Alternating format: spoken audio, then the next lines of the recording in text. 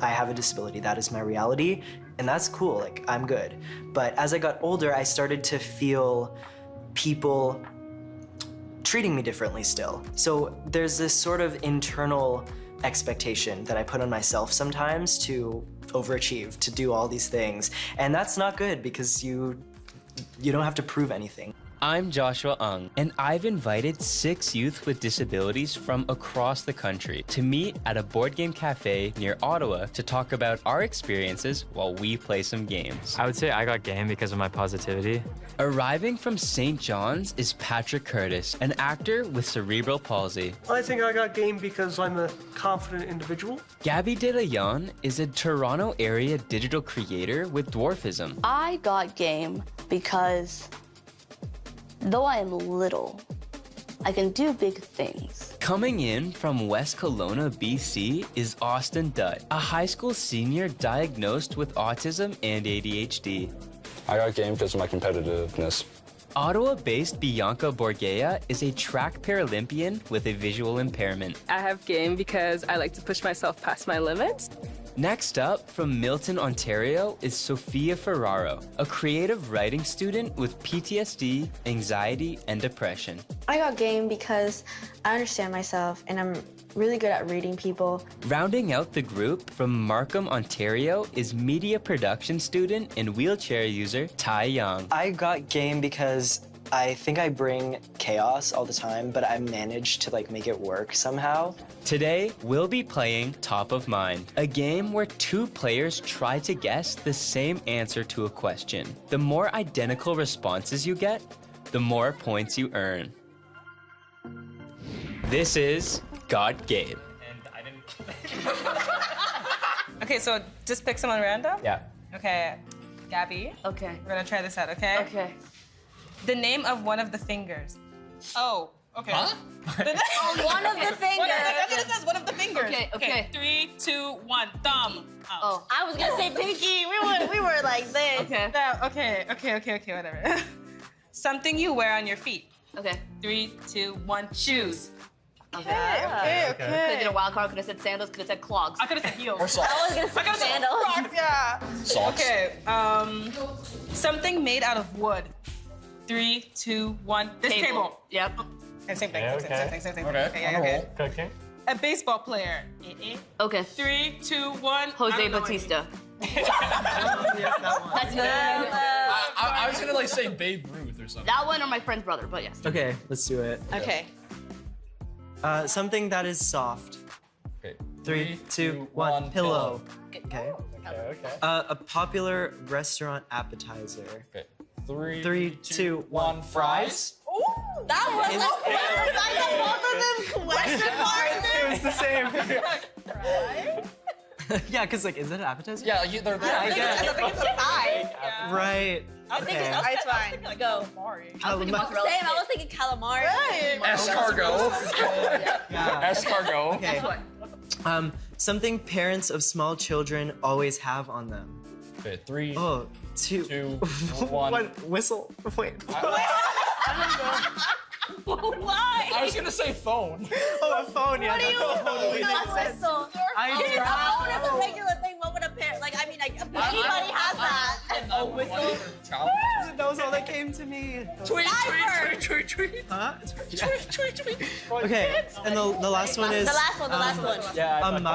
a must at a picnic. Sorry, what now? A must at a picnic. 3, 2, 1, blanket. Okay. Before I play, I have to ask a question. I'm sorry. Ty, can you tell us about your disability? For sure. So I was born with a partial spinal blockage, which means that I don't have full use of my legs, so I use a wheelchair to get around. Have you always used a wheelchair? I've always used a wheelchair, yeah, ever since I was a little kid. Kind of grew up with it. And were there many people in your area when you were younger who were also wheelchair users? I personally didn't know many people that used wheelchairs when I was growing up, but I did have a couple of people at my school that I knew that were also in similar situations. So did you ever feel somewhat alienated growing up being the lone wheelchair user in your area?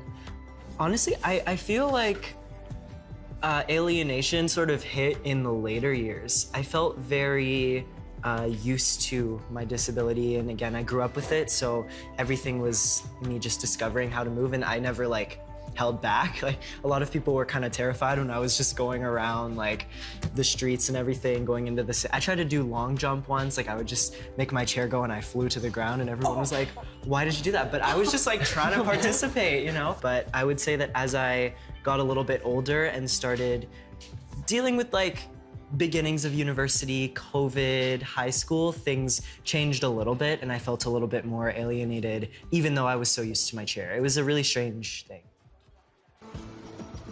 Moving to Toronto 2 years ago for school helped decrease Ty's feelings of alienation. So I always wanted to live in the city where I'd have more access to things and more access to hanging out with people. So it was a really nice transition in terms of that because I feel like a lot of my needs and like mental stimulation needs were met once I moved down here. But it was a little bit challenging to find apartments to live in the city. One friend Ty has become closer to in Toronto is Lydia Venemo, a Winnipeg native who now works with Ty as a social media manager for an accessible clothing brand. I've always been like very passionate about representation in general, and I grew up really passionate about queer representation, and I feel like that really it just goes hand in hand, and I believe in intersectionality a lot, and I've always just been interested in like anti-ableism, I guess. So Lydia and I are both social media, I guess, managers. We work in the content creating at Is Adaptive. So what we're doing today is we are taking some photos of the pants and basically just creating some content to share and talk about their features for Reels and Instagram and that kind of thing. It's kind of like, here, wait, can we like, because we want the tags, right? Yeah. Despite living in a bigger city, Ty regularly deals with other people's weirdness towards his disability. I need more excited, Ty. Energy. Enthusiasm. I will say that people do some really wild things when they see me in public. Like, sometimes it's a little like dance that they're doing to get out of the way, even though they're like 5 meters away from me. Or it's like, they'll stare and then like snap their heads away so fast, it's like a hazard or something for them, I don't know. I mean, I don't want to speak like for Ty, but I feel like we've talked a lot about people being like, oh my God, like, it's so inspiring that you're here, of when Ty's just like living his life. And especially like in like gay clubs and stuff like that. And I think it's just like, it really just points out this kind of like weird double standard and like the idea of like inspiration porn that people still really have of just like not viewing people with disabilities as like normal people. What do you want me doing? So I'll start like maybe some photos. I love the look of the ivy. Yeah. Lydia and other friends that Ty has met through his media production program at university have been incredibly supportive through it all. Do you want me to dramatically lean against the wall? I'm pondering existence. Oh, this looks cool, actually. It's really challenging to, I think, be the only person like me when I go out, when I do things. But I'm also with people that are just so supportive, and like, I love my friends so much. Like, they've made such a huge impact on me, and I've really found my people in that regard. And I think that when you are going out with a disability and you're trying to just like live your life, but if you really find the people that really care about you and you find your friends, I think that will be the best thing that you can do, because it will allow you to just feel more confident and feel more connected to people. I think that's the biggest thing that I realized are going to be the people that support you the most, and that's crucial. Got Game returns after the break. Got Game is back. All right, Sophia, your turn. They're kind of fun. Oh, yeah. I want to try. A U.S. patriotic symbol. 1, 2, 3. Eagle. Oh. Tell them. Okay. One of the 7 dwarfs. Sorry. This guy's really offensive, really fast. Okay, I'm gonna choose the most respected one. Here we go. 1, 2, 3. Doc. Whoa. Doc is a doctor. Doctorate. What? Doc. I was gonna say dopey. We're not even gonna. Okay, move on. Next one. I love his little hat. I know, but that's all. Maybe. That's so ironic. Okay. Smurf. Okay. Something that runs on batteries. 1, 2, 3. Remote control car. Oh! No, that's Oh, not it. Oh, from a TV. For a TV. I'm thinking a car. Okay. I was gonna say a Tesla. Same Okay. beginning, same Okay, beginning. okay. You need to get this one. Okay. Okay? Think Okay. an ocean. Oh no. Come on. I know, but Just in there's sync many. No, There's just in 4. sync with me. Think. I know, but I'm sorry. Okay. That's 4. 3, 2, 1. Pacific. Okay. Oh. I thought you were gonna say Mediterranean. No. There's only 4. There's only 4. I thought you were gonna say Atlantic. One of the other ones. I said the car. Have you noticed when you're out and about, I know I experience this, like people staring and people kind of pointing, judging, all those fun things that we love so much. I don't know if people are judging. I mean, in my head they are, but I don't know if it would be fair to objectively say, oh, everyone's like judging me, but staring, absolutely. I feel like definitely having a visible disability, it's something that you feel, and I think you internalize it a little bit. You go in and you become maybe a little bit different. Something that helps me a lot is like my music, so I'm listening to always something, like I've got that mindset on and I don't really pay attention to it, but sometimes if I like am not having a great day, like I'll notice it that much more. You kind of block out the world. Yeah. Ty has also turned to writing and journaling for his mental health. Typically, I like to journal outside, or I guess just like around plants and natural areas. I've always liked writing. I think it's one of like the skills that I've worked on quite a bit over my life. It's good to just like take time to chill, but I also think that when I write, it's not just like because I'm trying to ground myself, I'm also like trying to provide like myself an outlet to express like feelings and that sort of thing. When I was a kid, I felt as if there was some external expectations from people to perform, to do like all of these things, and oftentimes like people are always trying to heal you or like make you as comfortable to them as they want, and that's never a good thing. Like, you know, I have a disability, that is my reality, and that's cool, like I'm good. But as I got older, I started to feel people treating me differently still, and treating me that I was less, or treating me with this. So there's this sort of internal expectation that I put on myself sometimes to overachieve, to do all these things, and that's not good because you don't have to prove anything. Like, you can just be who you are. But I will say that I have felt pressure from those expectations and those ways that society tends to treat people who are disabled. And many people just think that they can come into my life and be like, I want to heal you, I want to fix you, but it's like, honey, there's nothing to be fixed. Like, I am good, you know?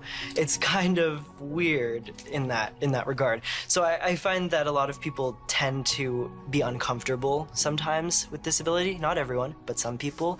And that tends to put those expectations to heal, to fix, or, you know, sending, what about this surgery? Oh, have you thought about this? And I'm like, no, like, I haven't, because this is how I've grown up. I was born with my disability. I don't know anything different. And it's pretty offensive when people are just like, we can fix you. It's like, that's just wrong. Have you ever, due to the staring, kind of course corrected where you go and like when? Because I know for me, I sometimes prefer to go shopping maybe like in the middle of the day when I know like that's probably when the least amount of kids are out because they're at school. So is there anything that kind of, I'm gonna go here this time, or I know I'm gonna go to this store because I'll feel safer there? Personally, I don't think I've really experienced too much of that. I feel like I tend to go into crowds often because I can't really sit still ever, and a lot of it's attributed to probably like my ADHD that I have as well, which I just recently learned about and have been kind of understanding how that affects me in terms of my mental health and also just how I'm able to focus, how I'm able to get things done. And a big part of that is going out for walks, going out for like places with big stimulation and lots of people all around. So even moving to the city really helped me with that compared to where I grew up in the suburbs. So I find that even though they're staring, I don't necessarily make those changes. I feel like when you guys were talking about your visible disabilities, I related deeply with everything. Because of my mental health, I do avoid things constantly on a constant basis. And sometimes it's physically hard to get out of my house to even do something that I really love, like dance, for example. So I was wondering, since you guys spoke about these specific experiences with your visible disabilities, has there been moments that you've shied away from going outside? And if so, why? I think that for me, I haven't really shied away from going out. I haven't let it, I don't want to say let it, but it hasn't been something that stopped me, but it's been something that has impacted my mental health in those times that I'm not out. When I'm just at home, kind of like alone and something like that, I might have all of these thoughts come in and then it's really difficult to pull myself out of that. But I would say, I feel as if it's not necessarily been a thing that would like stop me from going out, specifically my chair, but there is other things that have done that in the past, like even just pure like self-consciousness, like that in itself can be more inhibiting to me than my wheelchair. Yeah, okay. Yeah. Got Game returns after the break. Got Game is back. Okay, me and Joshua. Something that you can have delivered that's not pizza. 3, 2, 1. Packages. I didn't even know. Chinese food. A fast food chain. 3, 2, 1, McDonald's. Okay, that's good. That's good. A Nobel Prize winner. 3, 2, 1, Barack Obama. Yeah, I totally blanked. Okay. Just blank. A small country. 3, 2, I don't know. Latvia. I don't know what that is. That's by. I don't know how you would define a small country, to be honest. I was just thinking like in mass. One thing I also want to touch on, just because, you know, the show talks about coming of age and finding your identity, would you mind talking about your gender fluidity? Because I think that is something where it's a process in finding yourself through your teenage years that can be difficult for some people. Always a process, yeah. Sure, I would say in terms of my identity, in terms of my identity, I feel like it's like I'm always ticking boxes of things like mixed race or LGBTQ, like just all of the things. So I feel like I've always wanted people to see me and to know me, who I am, and like understand who I am as a person, and that's like what I value the most, be it in friendships, relationships, anything in the world. I want people to know who I am. So putting labels to that isn't something that has always worked for me, because I found that it boxes me in and it's something that just doesn't feel too right. Yeah. So yeah, so I guess in terms of like gender and expression, I just don't want to set myself up, like when it comes to people talking about pronouns in terms of me specifically, this is just my experience. I don't have a preference. I'm fine with people can say whatever they want and it's totally cool. And I'm just kind of me, basically. Like there's no expectations that I want to set on myself. There's nothing that I want to feel like I need to be or do for anyone or any expectations. And especially when you're moving throughout the world and everyone's staring at you and everyone's treating you differently, it's like, okay, well, I don't owe you anything. Like, I'm just doing my own thing. You don't give a damn. Yeah, basically, yeah. Hey, I'm trying to learn. She just posted her first ever like singing TikTok and it got like 1,000 views. Since moving to Toronto, Ty has made strong friendships with people from all walks of life and prefers to avoid labels that put limits on people. I'm like pretty fluid, like, I don't know. I don't like labels generally. I feel like this has been a thing that I have not like enjoyed ever since I was a kid. But finding community, finding connection in the queer community is like my people, so that's always been the case. I never really declared anything to anyone. I've just been like, just doing my own thing, and that's kind of how we got here. Like, my parents have always been really supportive of everything that I do, so that's been amazing. Ty's mom, Lisa Young, believes Ty's gender fluidity is yet another expression of his creativity. He's so creative. Ty is insanely creative, whether he's writing, whether he's singing, whether he's doing art. So his choices growing up have always reflected creativity. So whatever gender he chooses to dress, whether it's more masculine, it's more feminine, it's both. I think it's just really part of a journey of anyone growing up. I would just tell him to keep being himself, and it doesn't matter what other people think, and it doesn't matter what other people believe. He's perfect the way he is. I have to say that because I'm his mom, but I also truly believe that. He's a really, really great kid, adult, whatever you want to say. He's empathetic, he's sweet, he's so kind to people, and he's very generous, and I would just say be you. Creative expression, especially through music, plays a huge role in Ty's life. Our favorite band is called Boy Genius, put out a record last year, and it's like my favorite thing I've ever heard in my life. I've always been drawn to the arts for sure. I think as a kid I was always trying to make my movies, make random songs, and I feel very connected to music. I feel like I've got a song for every possible emotion or feeling that I could ever have, and it is the main way that I process things. Like, I'll have this song, I'll listen to it, and I'll be able to like see myself through the lyrics in that sense, and also through that inspire more writing and inspire more creation. Got Game returns after the break. Got Game is back. Prepare yourself. Oh my gosh. If this is another one of those, I'm gonna be offended. If it's like, we're gonna wait. What are the names of all the munchkins? No, we're not doing that, okay. Oh my. Okay, Patrick. I don't think I'm gonna, okay. An internet company. 3, 2, 1, Google. Okay, thank you. Okay. I thought they were thinking something specific. I was okay. Something you can find in London. 3, 2, 1, Big Ben. Oh, never mind.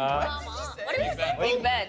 The clock. Yeah, 100% the Big Ben. I was Okay. thinking the same. Okay. An organ in the human body. 3, 2, 1, heart. Okay, good. Okay, so And then that's 2. tell them a popular dog name. 3, 2, 1, Newfoundland. What? That's a type of dog. That's a type of A dog. popular dog name, not breed. Oh. A true Newfie. I actually have a question, Ty. Has there ever been a moment like you felt vulnerable because of your disability? Because like I know I have. Like, there's times where I'm like, oh, I feel very vulnerable, but I never want to show it. Yeah. I mean, it's difficult because a lot of my friends, I think nearly all of my friends, don't actually have any disabilities, so they don't really understand it on the level that, you know, I would or we would, which is tricky because it is pretty isolating, but it's kind of like, that's, you know, again, I don't want to not go out because of that, but it's still a thing that does hit me sometimes. Like, I swear every time I'm out, someone will come up to me, and then someone came up to me and they like put their hand on my chair, they like leaned down and they were like, I just want you to know, like, I see past this. And I was like, Oh my what? Like, Yeah, hold on. I would have thought I was so gonna get. bad. Yeah. I would have gone scared. I would have like, am I gonna get kidnapped? Yeah, no, literally, right? It was, it was so weird. I see past this, I'm like, I see Past the what? I see Yeah. past you. yeah, honestly, like, do you? I don't think you do. And Am I transparent? yeah, like, honestly. What do you mean? Yeah, and it's like, I'm never trying to like pretend that I'm not in my wheelchair, but I'm just saying that like I'm not gonna not go out because of it. Well, it's just like every time I'm at a club or in any of the like party spaces that maybe media doesn't portray disability, I am consistently met with people coming up to me being like, you're such an inspiration for being here. Like, I literally get it every single time that it's become like a funny thing that me and my friends all know about. You get a shirt. Yeah, I know, I'm an I know, I'm an inspiration. inspiration. On the back, and then on the front, leave me alone. Yeah. Actually, I wanted to touch on something because you mentioned how you feel disability is portrayed in the media and how your lived experience kind of contradicts what is often seen. I think that the typical archetype of disability has been seen as a person in a manual wheelchair, and I do tick that box, so I've had quite a bit of opportunities, but we haven't seen many different variations of disability, people with more complex medical needs and things that might not be like what you'd expect to be on TV. Like, I've received casting calls for disabilities that aren't mine, and I don't take those because I'm like, there's people that exist in the world that can play these roles, that can benefit from jobs in TV, can benefit from money, because that's like super important.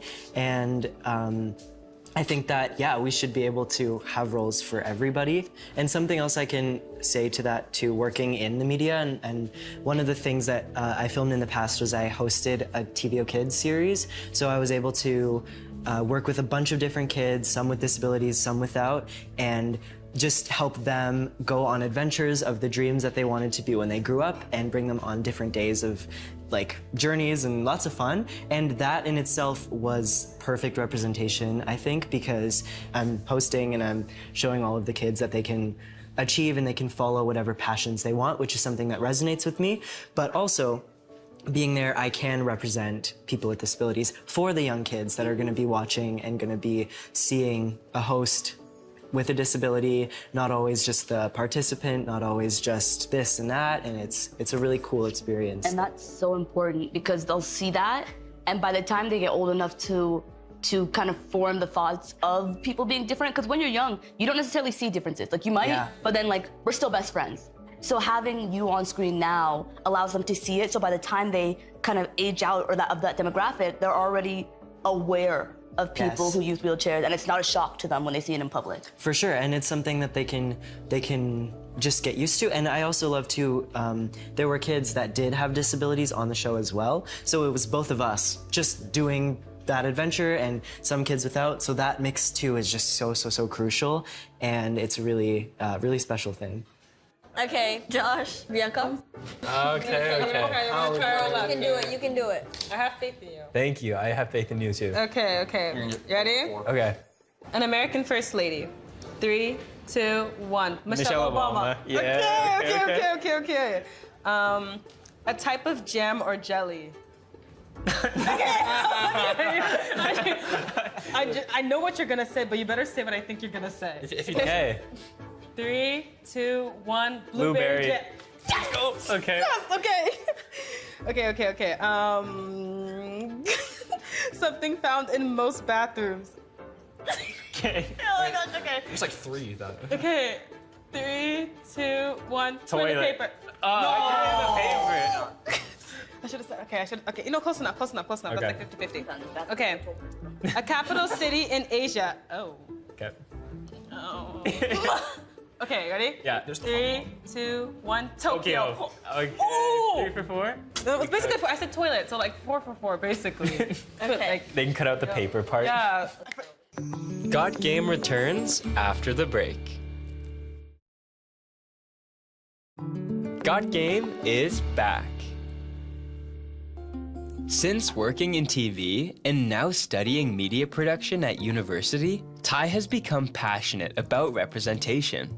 Intersectional representation in the media is super important to me, because I believe that if kids grow up, if people grow up seeing themselves reflected on TV and seeing the nuance of identity that exists, they'll be able to create more of a supportive world for everyone. I think that if we have disability represented in typical shows that aren't just surrounding the disability, we can help normalize this, and we can help make us feel a little bit less like we're standing out from the crowd so much all the time, and we can be more immersed and we can be more accepted, I think, which is always the important thing that, you know, everybody wants. Everyone wants to be loved and accepted. So I think representation is the core of that, and media is such a powerful tool in communicating this. So I think that representation on camera and off camera is always really crucial. Ty's mom, Lisa, is proud of her son's determination to change the media landscape. Ty's really grown in his role as an advocate, and he's very passionate about representation in the media. He's worked really hard to show people that just because you have a disability doesn't mean you can't do pretty much whatever anyone else does, especially when you're on camera. I am very proud of him because one of the things he's passionate about is that, you know, if he wants to go for a role on TV, it doesn't have to be a role for a person with a disability. So, you know, people with wheelchairs go to school. People with wheelchairs brush their teeth. Like, it's not, it should just be an everyday thing. So he wants to audition for all the roles, not just for, you know, specific disability. Okay, I'll direct this towards you, Ty. The capital of a U.S. state. 3, 2, 1. Sacramento. DC? Wait. DC's the state. Oh, Washington? It's Washington District of Columbia. I think. Oh. Hold on. I think it's Columbia, yeah. DC's District of Columbia. A charity organization. 3, 2, 1. Sunshine Billion. Foundation? You're not cooking. Okay. Not even one. The cooking is burnt. Hey.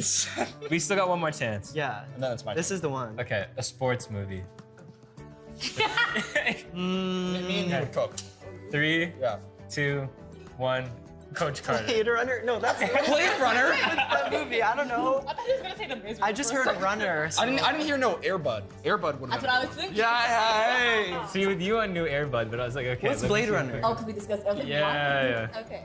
Okay, well, that could have been way better. But It's okay. So Ty, Yeah. I actually first saw you at the track 2 days ago. So I was actually gonna ask, how did you first get into athletics or in sports in general? Like, why did you want to do sports? And how'd you get into like parasports? When I was a kid, I was really grateful because my parents were always looking for things to put me into and always searching for different opportunities. So they found many, many different sports. There was a point where I played wheelchair basketball, sledge hockey, and then eventually I had a little dabble in para-fencing, which was kind of cool. And then that extended into wheelchair tennis for a couple of years, and then lots of different things. And then as I got older, I was able to find a sport that was totally in my own prerogative, be able to go into it, be able to learn about it, and then fall in love with it, which would be wheelchair racing. I think it was a big thing for me when I was a kid, just wanting to have fun and do a lot of things, and that overcompensation bit that we all sort of discussed about needing to prove and needing to be the best and needing to overcompensate for your disability was something that really, I think, affected me, even though I wasn't able to name it when I was younger. Because obviously I was subject to assumptions, I was subject to people, to kids staring. I have that same mentality of like go-getter mentality, like I'm gonna prove you wrong. I'm gonna, you know, you're underestimating, bet. I'm gonna show you. Yeah. But I also know that sometimes I put too much pressure on myself to like go above and beyond. And it's like, I feel like now in my life, I've come to a stage in which I'm like, okay, I don't really need to prove anybody anything. Like, yeah, if you think that I'm not gonna be able to do that, I would like to prove you wrong. But if I don't have the energy, the mindset, the time, just the energy in general to prove you wrong and enjoy it, I'm not gonna do it because my mental health is 100 times more important than your opinion about me and my disability. Yeah, you don't. It doesn't matter when it comes to your opinion. Yeah. Exactly. Yeah. So if you kind of go off what I just focus too much on it, or like what other people say I should be doing, you know, and then to the point where like it bothers me too much, and then I get like it really breaks me down. Like I've been at many low points in my life because of that, because I wanted to be someone I'm not. And, you know, you try to be the stereotypical, like, cool kid or whatever. You want to be like everyone else, but, like, you just have to be yourself, because if you're not yourself, you're doing what they're basically saying you are. You're being weird if you're not being yourself. Because if you're being yourself, it's not weird. It's a strange existence, it feels sometimes, to be going through all of the places that I go throughout my life and feeling very outcasted, but then also trying to be a certain way, trying to be like everyone else, and it really affects you mentally. It really brings you to a place of just like confusion about who you are. Like I almost feel like I've gone far in ways where I'm like I need to change all of these things to like make myself as best I can, but then that's still kind of doing a disservice to myself, because a big part of who I am is the duality of myself and the random things that I get myself involved with. The different facets of exactly. You gotta accept and love yourself. You know? Exactly. Fully. Fully. It's no like one's perfect. For sure. all of those different facets of your life are what makes you you.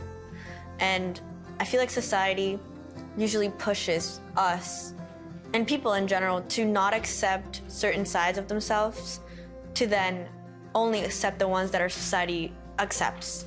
Right. And that show that person, you know, as a skin or as a mask. I feel like when you start to know about yourself and learn about yourself is when you start taking off those masks and understand which ones are truly your skin and which ones were designed or created for you. And that's when you start to understand who you really are. And I feel like that's something that not a lot of people do in general because they're scared of things that are different and things that are not known to them or that they're not comfortable with. Sophia, you should do TED Talks. Got Game returns after the break. Got Game is back. Okay, let's go. Let's see. I'm scared. Okay. Let's see. Okay. Let's see if y'all cook. Oh, yeah. A member of royalty. Oh, okay. Yeah. Okay. 3, 2, 1. Queen Elizabeth. Prince Harry. Oh, See, I was gonna go Meghan, but I'm like, I feel like that's niche. So I'm gonna go like the one. Is Meghan even part of the royal family? Yes. She still? Yes. Sorry, I'll fight for her. Okay, let's go. Let's go. I don't follow this stuff. Okay. something many people buy used. Okay. 3, 2, 1. Car. Phones? Oh, yeah. Yeah. A car makes sense. I buy both make phones. sense. Yeah. Okay, ready? We're doing badly. Sounds that. A nocturnal animal. Okay. 3, 2, 1. Raccoon. I knew it! I was gonna say raccoon! Go, okay, go ahead. Okay. I gotta go for my second choice in my head. This is tough. Okay. A type of hat. Okay. 3, 2, 1. Cowboy hat. Oh. What? A top hat. yeah, a top hat, and I had a baseball cap. That's fair. Yeah. Okay. Besides the one like racing, you're in wheelchair racing. Besides that, what was the one that you enjoyed the most? Of like sports? Yeah. I think I love tennis, probably second. I'm horrible at it though. Like I can't play it. I'm bad. Like I played for 12 years and still not good. I got a hole in my racket, man. I can't get it. There you go. Yeah. But on the topic of parasport as well, there's such a small group of people that would actually go out and necessarily participate, or our teams are just so small. So I think it's important to spread the word of our sport and allow people to learn about it and understand that it's for anyone. You don't have to go all the way with it, but you can. And that opportunity is there for you if you want and you want to put in the work. But you can also just do it for fun, and everyone is like, it's such a beautiful community in our racing team. Like I'm training with some Paralympians and it's like, what? You guys are the coolest people ever. And we're learning all of these amazing skills. And it's just like the most, like one of my favorite disability spaces that I've been in. After attending a tryout 2 years ago, Ty joined a local wheelchair racing team and now trains 5 to 6 times per week. Wheelchair racing is pretty similar to track. In terms of races that I do the 100, 200, 400, 800, and 1500. I keep it, like I mix it up a lot. I'm pretty new to the sport, I would say, in the grand scheme of things. So, honing in on one isn't necessarily the thing to do right now, but I think, with time I'll find my strengths. Wheelchair racing requires a specialized wheelchair and gear. Day chairs are different than racing chairs because racing chairs have 3 wheels and they are sort of built in like a more aerodynamic position. When we're pushing, we reach speeds that are like 20 to 30 kilometers an hour. So we're going fast. So we don't want to push our wheels like we do on a day chair, and we want to actually punch the wheel. So we take harder gloves and we just like push that force into the wheel to propel us forward. I race because it's fun. I enjoy going on the track and feeling the speed. It's just fun to go fast, honestly. A lot of wheelchair racing for me helps with my mental health, and it also helps with my physical health, and it's just like generally really good for me. No matter what Ty decides to do in the future, his mom hopes he'll continue to pursue his passions. I'm really hoping that Ty continues to do what he loves, which is working in the media, whether it's in front of the camera or behind the camera. I hope he still finds joy in his wheelchair racing because it's so good for him and he really loves it right now. But mostly I just really want him to be happy. It sounds like a cliche, but life is too short and you don't need to spend so much time doing things you don't like. So if it makes you happy, I just want him to continue doing that and shining. Despite all of the expectations that people might have or assumptions and all of that, I think that the most important thing that you can do for yourself is experience all the things you want to experience to the best of your abilities. Like, I really don't want to come here and be like, the world's perfect, just do it, because that's not true. But I will say that despite all of the things that people have assumed, like, I'm not necessarily going to let that stop me from doing things that I love and going out. And I hope that people can be able to find ways to empower themselves and feel like, you know, these spaces are for them, and if we work hard, we can try to make the world more accessible. We can try to show that we belong in these spaces as well. And I think that will come with time, but despite all of those things that we have to work and accomplish, finding those things that you truly love and sticking to it will help you mentally get through it. Does anyone else feel that they put themselves out there into situations and make a difference just by not letting others get in the way of doing what you want to do?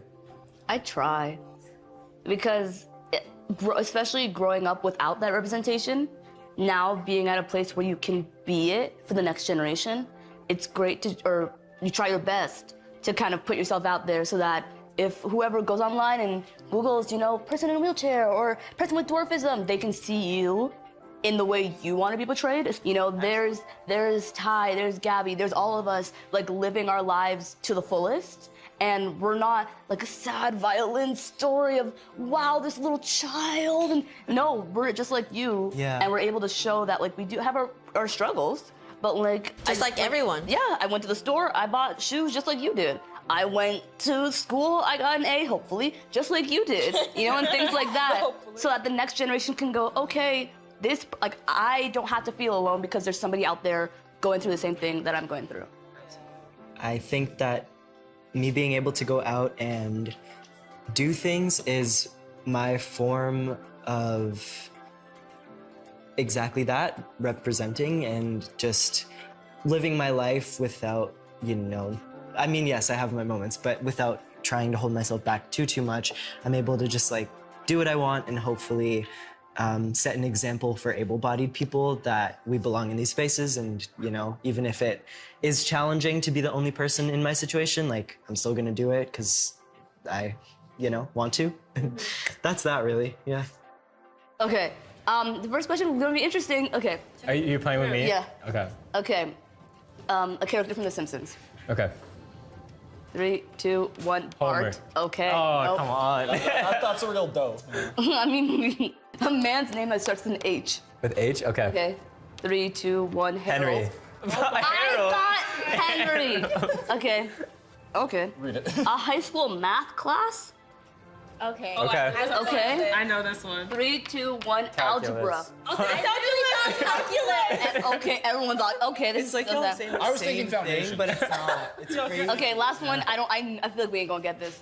A baby shower gift. Oh, God. This is easy. That one's easy. So easy. Okay. That one's easy. Okay. I know what I'm thinking. I know you're not thinking what I'm thinking. Okay. Okay. Ready? Maybe. Let's have faith. 1, 2, 3. Diapers. Fine. Come on, diapers is like the easiest one. I was thinking crib. I went stroller. I said he's not gonna think stroller. It's been a great discussion and a great game. Thank you guys for playing. And that is Got Game.